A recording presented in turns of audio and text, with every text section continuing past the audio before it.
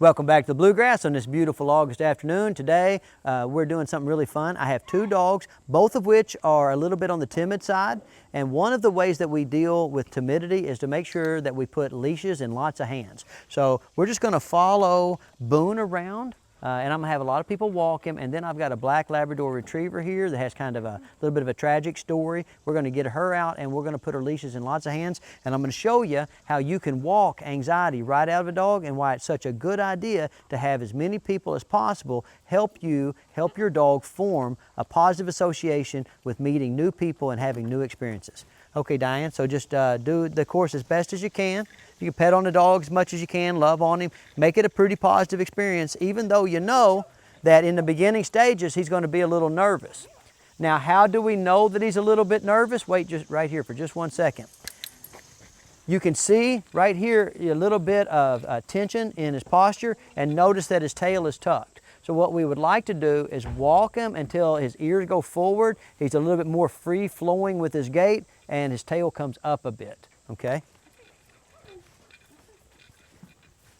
Now you guys just kind of keep an eye on the dog and watch some of the other dogs that kind of come in and out of the frame, and you will start to notice the dogs that seem to be more naturally confident. And this dog, we featured him in a short not long ago because when he first came here, had a lot of hair in his eyes.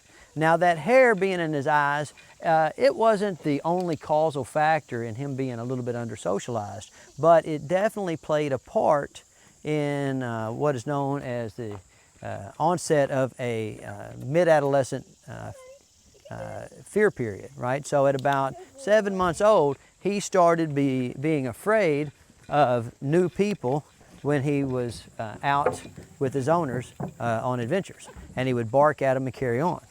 And to a certain degree, that's a temperament issue, but also involved there is he was having problems processing the information because he couldn't see very well. Very nice.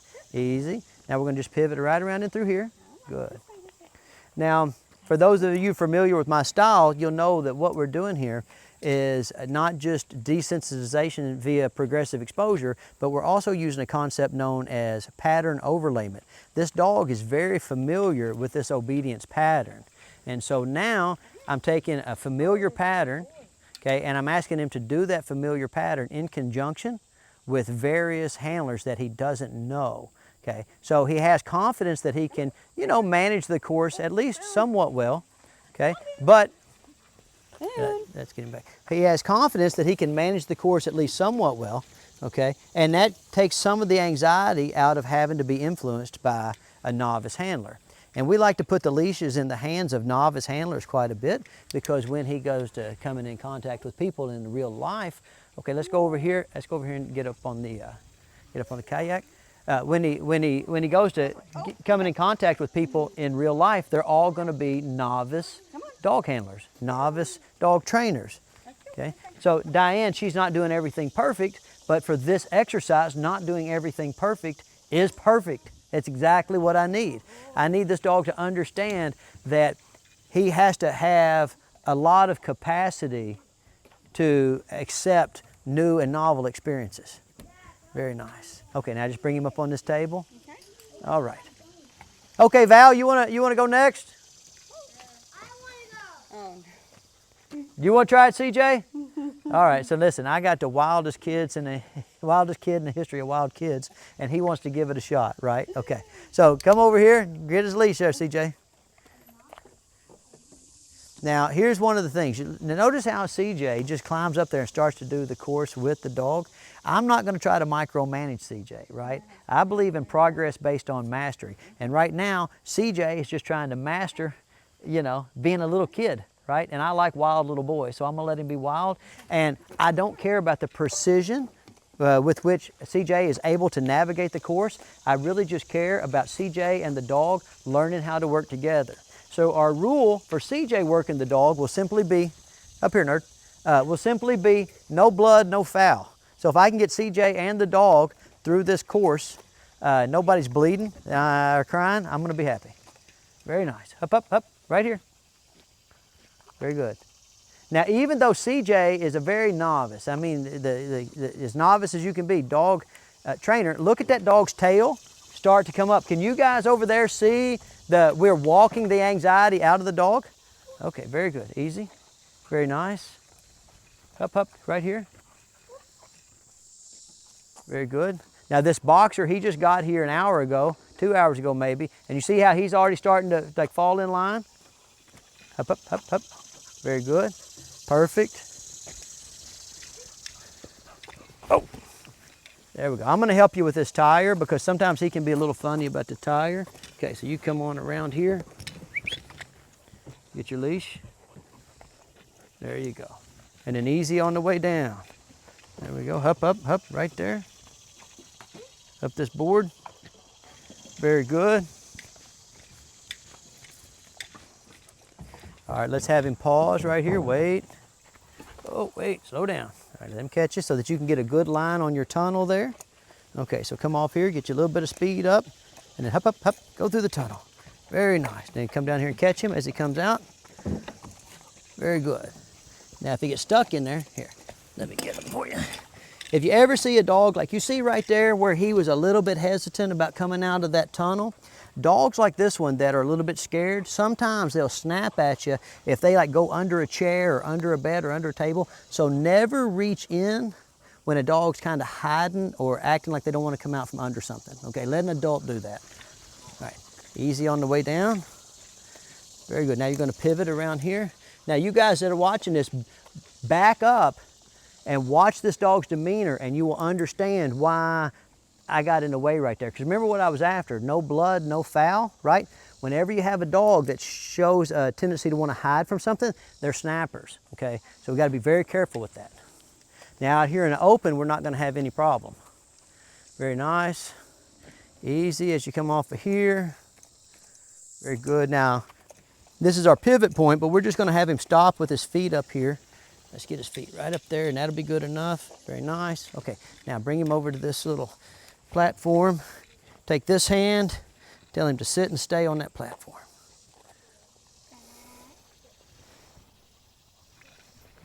I'll give you a little help if you need it. No, see, he's being resistant. And this is sometimes when you got little kids working with dogs, you're kind of there providing kind of an umbrella of support. I knew this dog was going to be a little resistant sitting there and staying, and so I come over here and I whisper in his ear, hey, this stuff's not optional, you know, like if some stuff just has to get done because I said so, and if CJ says something, he can't really pull that off, so I step in and help him. Very nice. Okay, let's go over here and get him on the kayak. Now this is the kind of thing like a little kid wants to be able to do. They want to be able to be at the lake. Or CJ, he has a pool at his house, and the neighborhood dogs are going to be coming over to his house to party in the pool. And CJ, don't you want to be able to get the dogs up on your float and stuff whenever the dogs are over at your house partying in the pool? Very nice. Come on around here, this way. Very good. Okay. And tell him, wait right there. Wait. Yeah, because when we're trying to get them on a float or on a kayak, they got to get on there, get balanced while you get the kayak moved out away from the bank. Or you get your float, back up nerd, or you get your float ready. Very good. Okay, all right, now we're going to get, very good, perfect. Now we're going to get a Black Labrador Retriever. This dog came here when it was young and it's off to a great start in life, and unfortunately, its owner got ill, got Alzheimer's, and so for the last year and a half, she's kind of been cooped up a little bit too much, and there's been a little bit of just trauma. And so she's really scared of people. And so we're going to see if we can't walk some of the anxiety out of country. Okay, so Val, here, come this way, Val. Okay, now you guys can see, now Val is, how old are you, Val? 12? Okay, so Val's 12. She's a good little dog trainer. And obviously she likes dogs. There's no reason for this dog to be afraid, okay? But you guys can see the tension and the insecurity in country, like right off the bat. Let's take her down this way, Val, and put her on that exam table so that we can see her from the side. Okay, now as she's walking, I want you guys to look at the hesitancy in her gait and look at her tail set and her ear set. Okay, so this is what stress looks like. And when this puppy was young, step out this way. When this puppy was young, she was really pretty confident, you know. Look at this now though. So sometimes dogs can go through late-term fear periods because just, you know, genetics, that's just who they are. And sometimes they can just have like a lack of exposure. And so this dog just got stuck in a position where she was like not getting much in the way of good attention and had a real negative effect on her. And you can see she hasn't been out here very long, her tongue's hanging out. That high respiration rate is primarily the result of stress, as is this tucked posture, okay, and the tail set. Okay, and we're gonna try to walk that off of her, Val. So go ahead and start doing the course for me. Now, if we kind of let Val do this, if I let Val do this 4 or 5 times, that dog will start to, she'll start to level out a little bit and gain confidence, okay? What we'll do is we'll let Val do it a couple times, and then we will let Val's dad do it, and you can see the marked difference in the fear response that the dog has when her perception of threat is greater. So with the little girl, she's obviously not gonna like see the little girl as much of a threat, but she's still uncomfortable. With the dad, she's most likely gonna like have a go to pieces. Okay, very nice. Okay, now we'll see if we can get her to go through this tunnel, Val. So see if you can get her to go in there, and then I'll block off this end of the tunnel. Now you run down there and get her as she comes out.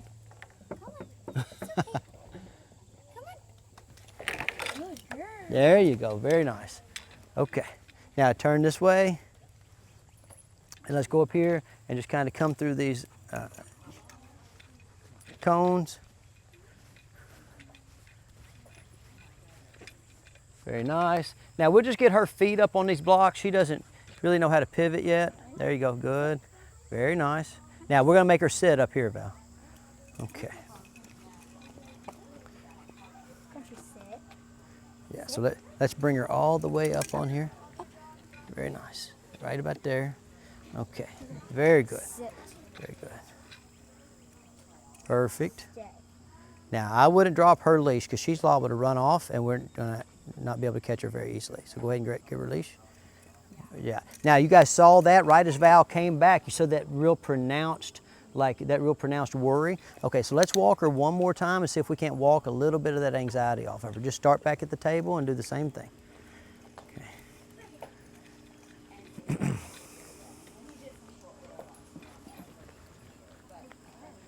Very good.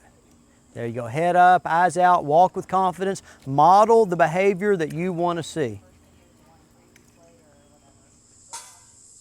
Very good. Up, up. Very good. Very good. Now, if you feel like you can manage it every so often, like stop and give her a treat. And if that takes too much coordination, don't worry about it. Not important.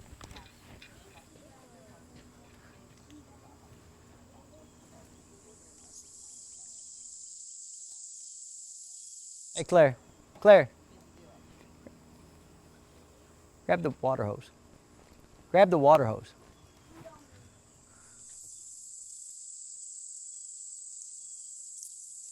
Okay, now can you guys see right there as she come out of the tire and down that tail set, the water hose. Our tail set is starting to relax a little bit. Good. We're gonna literally walk the anxiety out of this dog. Very nice, good. Good dog. There you go. Good dog. Hey, Nora, you wanna do it next?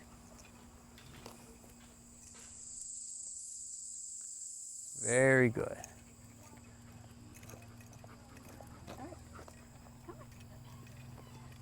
Very good. Perfect.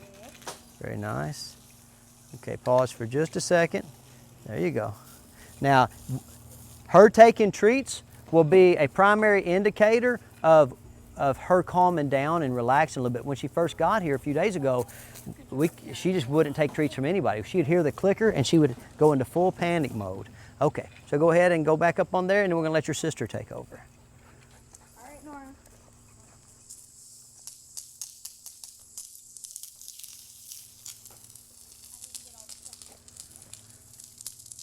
All right, so now we're gonna let Nora take over, Now look at this, and I don't know if you can see it because it might be obstructed, but you see right as they change to handlers, then that tail went right back in. So all dogs get worried about something. This dog just gets worried about everything. Very good, very nice. Easy. Up, up. Good.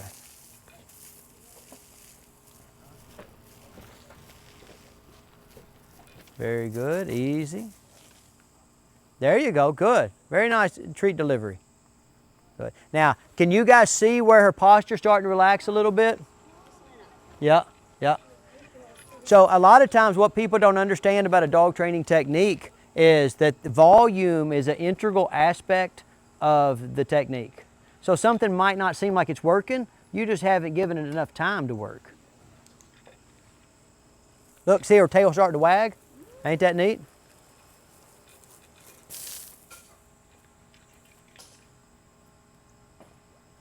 Now see where we missed a whole series of obstacles there? That's not ideal. We can live with it, you know, but it's not ideal.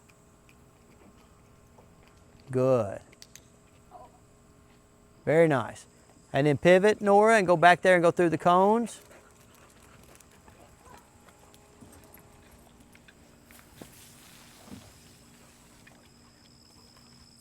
Very good. Very good. Come up here and let's just get her feet on the blocks. That'd be good enough for right now. Good, that's good. Now come up here and let's have her sit. Very good treat delivery. The only thing we would change with that treat delivery is giving the treats with the left hand so we're not drawing the dog in front of us. Wait. Very nice. Good job. Now, so one of the things that's happening is the kids are taking for granted that this dog is like the other dogs. We were talking about safety earlier. When you have a nervous dog, you can't let loose of the leash so much because they dart off. And then when they dart off, like you would probably think, oh, come back. And when you like put that pressure on the dog to come back or stop, it scares her. And sometimes she'll run all the way up to the corner of the field, you know. So at this stage in her training, she has to kind of have to, you know, keep control of the leash. Okay, who wants to do it next? Huh? Okay, so we have a Michigander. This dog might be a little bit nervous about being walked by a Michigander, but we'll see what's going on.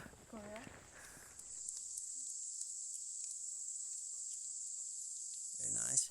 Now, what I want you to fight is the tendency to want to like look at the dog a lot. I want head up, eyes out. Think about it like if you and I were going for a walk. If I was constantly staring at you and evaluating you, wouldn't that make you feel a little uncomfortable? Right. Yeah. You're just out for a walk and you're having a good time and the dog is going out and having a good time. You want to be the change that you want to see. Does that make sense? You know, so if you're nervous and looking at her and you're insecure about how she's behaving, then that's what you're going to get out of the dog. So you want to be the change that you want to see. Very nice. Can you guys see where we're starting to walk that anxiety out of the dog? Very nice. Good. Now again, I like the timing of that treat delivery, but it would be better if she was delivering the treat with her left hand on the left side. I feel like that's already a marked improvement for that dog. And you know, probably only have 500 or 600 more repetitions to go, you know, before we've made a little bit of progress. Perfect. And then remember how I told you about the mentoring process, you know, our Montessori format. See how the boxer is like he's asking for work. So instead of presenting it like, oh, you're at school, you have to do these things. It's like you're at school, I'm going to give you the chance to figure out how to have a good time. That works really well too. It really does. Because then in the end, what we do is we whisper, we go, oh, by the way, it's not optional, you know. So it's not like we're being like, you know, Pollyanna positives where we're afraid of having rules, you know, but we just want to present the rules in such a way that the dog's initial understanding of what's going on is that if it complies, good things happen for it, Yes. you know. We try to keep the because I told you so to a minimum. Yes. You know, we would like for the dog to understand that it's because it's a good idea for you. It's going to work out for your best interest. That's what we want to have happen. Very nice. Now that's already noticeably better. You see the tail is up. Tail's up. That's great. Hey, that's about as good as I've seen for somebody from Michigan. That's really good. Okay. Very nice. Okay, Chad, you want to try it? Okay, put her up on the table and let Chad. Now you guys watch. Like dog's going to get a little nervous around Chad. Chad's one of those, you know, hyper masculine guys. His sheer masculinity is going to intimidate the dog a little bit probably. So look, she went from tail up. Stand right there for just a second, Chad. Show him. Hey, she went from tail up and being compliant to tail tucked and stress in her posture, right? Okay, and so you might ask me, you might say, Stonnie, well, why didn't you just end before? Well, because we have a limited amount of time with which to influence this dog, and so we have to take her through this whole emotional range multiple times per day. Okay, go ahead, Chad.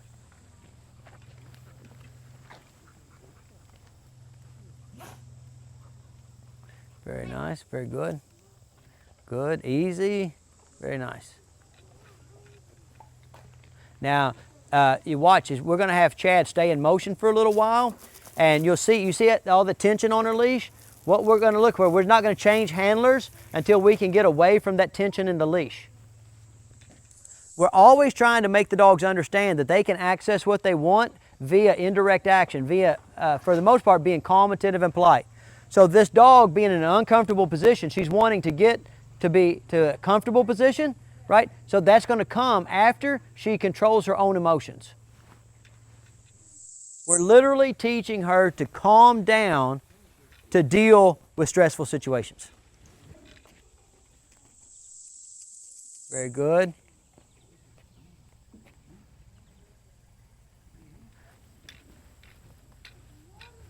Just toss it right there at the end and see what she does.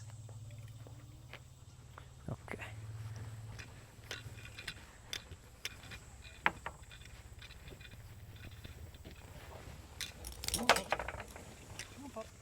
Now that one won't bite you, so you don't have to worry about grabbing her. You can grab her if she's close enough. Oh, oh, Country, what you doing? All right, let me go to this end. All right, what you doing, Country? What you doing? There you go. Very nice. Now, see, again, we run into that same little issue where the dog is kind of like finding a place to hide from the stress, right? Now, that's just a coping mechanism. And so you can imagine you're a dog, you're in a situation where your owner is sick, maybe having some lapses in terms of, you know, their emotions, right? You could see where it'd be easy to develop a habit of just going under the couch or going under the table and avoiding the stress of a situation. Very nice. Okay. Now, notice how she won't take a treat from Chad, but she would take a treat from the girls. Okay, so we can see that there's a little bit more in the way of stress related to being with a male.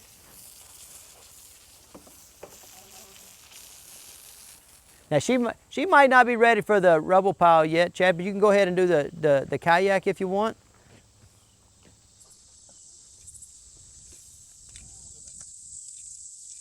Or you can go back to walking. Now, so right here, just walk, head up, eyes out, and walk at a good brisk pace.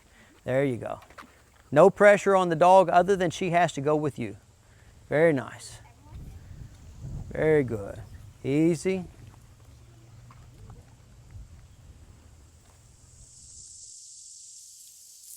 Very nice. Now, hey, you see as Chad starts to pick up the pace a little bit, that anxiety starts to fade again.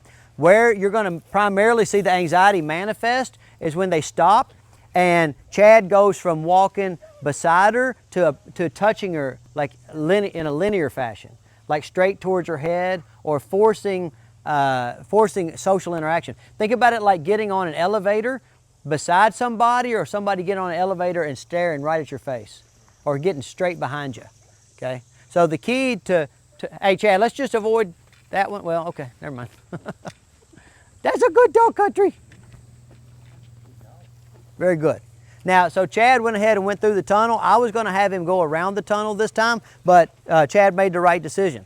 Sometimes, like, you know, even me, I think you ought to do something a certain way, and there's an alternative way to do it, and it works out fine. So I'm never trying to pretend that you guys have to do everything exactly like I do it. Good.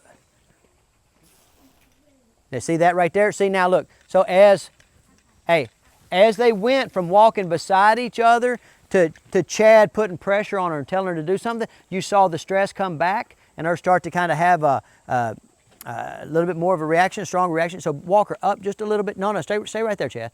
So like right here, this is where the art of dog training comes in. On the one hand, we know that she has more stress when Chad goes to telling her to do stuff. And we want to kind of gradually work the stress out of her. But on the other hand, we only have so much time. So, like, you also have to balance these things out. Well, she needs to mind because you told her so. So right there, let's do it one more time. And then when you come to this place where you're going to make her sit, hey, just go ahead and make her sit with authority. No emotion, just authority, so that we don't have that little moment where it's like you try something and she gets scared and then you like second guess yourself, you know? Okay. Do y'all understand what I'm saying there? Like if you're dealing with an emotional person or an emotional dog, then it's really important for you not to be emotional. Like this is just what's going to happen. Like we'll just go ahead and get it over with, you know? Very nice, good. Now, you see her tail set is back to normal. Now, the thing is that I know at each of these pause points or like the sit and stay points, like that direct action is going to cause her to be stressed, but every day that we do this, the amount of time that she stays stressed is less. Always keep in mind that all we need each week is teeny tiny bits of progress because it adds up very quickly. Fastest way to teach a dog nothing is to try to teach them everything at once. These things take how long they take. Very nice, easy. Now we'll see, hey, Chad's going back to the tunnel again. Let's see how it works out.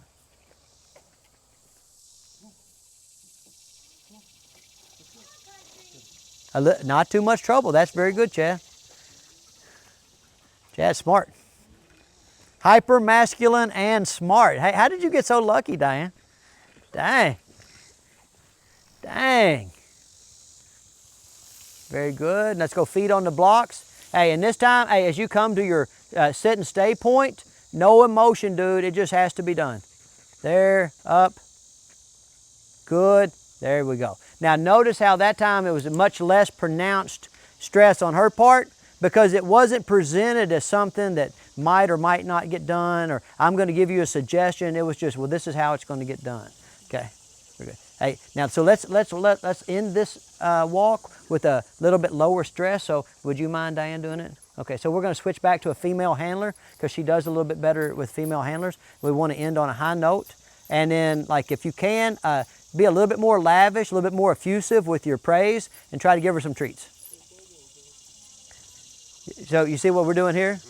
Like the hard part she did with Chad, and she ended up doing pretty well. Okay, but I'd like for her to have a little bit more of a walk where the posture is a little better.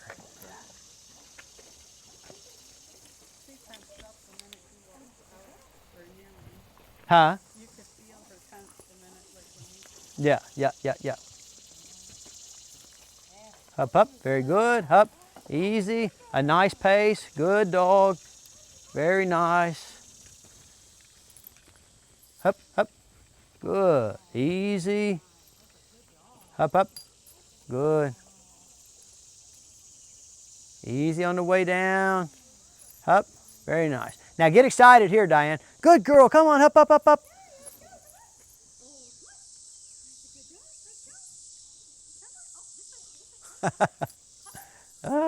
It's harder than it looks.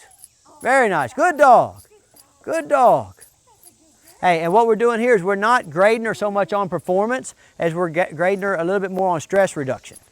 So I don't really care about the precision on the course so much as I care about her looking just a little bit happier, you know? Good, very good.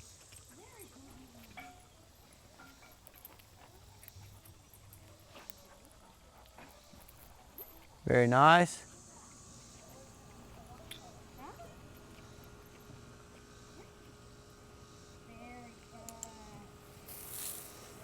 Now again, we would like to give the treats with the left hand if possible. Good. Now go ahead, yeah, let's go ahead and make her sit. Because we got to have an element, we have to have a little element of, you know, you have to do it right. Okay, so just take your left hand, hold the leash with your right hand. There you go, okay, good. Now, so let's back up and let's come to that platform.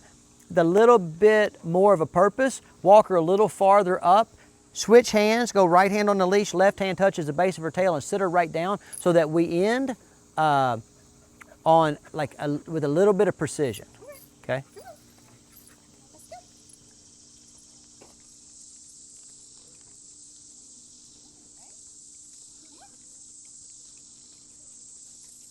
There, I'll get it right on there. Very nice, very nice. Good, okay. All right, let me see her. Okay, all right, so I'm gonna take over one time. Okay, come on, country. Now, I'm gonna show y'all some like small adjustments I would have tried to make. Come on, you can do it. I'm gonna be a little bit more effusive with my praise. Does that make sense? When I offer my treats, I'm gonna be a little bit more direct. There's not gonna be as much hesitancy on my part. And then if this dog comes up, we'll just love on her too. Come on, country, let's go. Very nice. You're a good dog. Very nice. So I'm gonna maybe have a little bit brisker pace. Up, up. Oh my gosh, you're a very good dog. Wait. Oh. So, like, look, you see here? So I have 2 or 3 things happen to me in a row. So this dog starts getting up here, there's some noise over there, and so I could tell right at that point where I was wanting to get that stand for examination that I had lost her, right? So I just come right back over here, and so instead of trying to get right back on track, I'm like, I'm gonna get a what do they call that in golf? A mulligan, right? Come on, up, up. Very nice. Wait. Good dog, easy. Oh my gosh, country, such a good dog. Remember what I was talking to you about, you know, you gotta be a good dance partner, you know? Wait. The more fluid you are and the better job you're doing of modeling the behavior that you wanna see, the better the dog's gonna look. Up, up, up. Oh my gosh, you're such a good dog. You're a very good dog. Easy.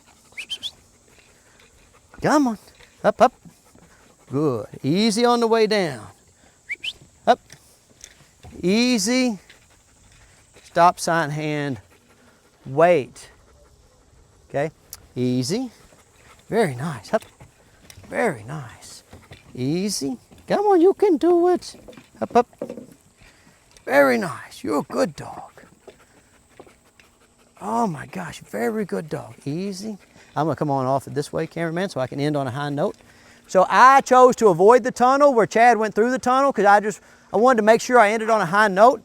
As I come to this platform, I'm going to switch hands. That way I knew I was going to get a nice tight sit right there. Good. And now Country has earned her freedom, right? So this was a little bit of a stressful situation for Country, having to be walked by a lot of people, having to concentrate on learning her formal skills, you know. But once she decided that she could get it done, okay, now she's off work. And that's what we're trying to convince her. If she finds herself in a stressful situation, all she has to do is default to her baseline obedience, and if she's calm, attentive, and polite, everything's going to end up working to her advantage. All right, I'll see you guys next week. Very nice. Okay, Country, you can get up.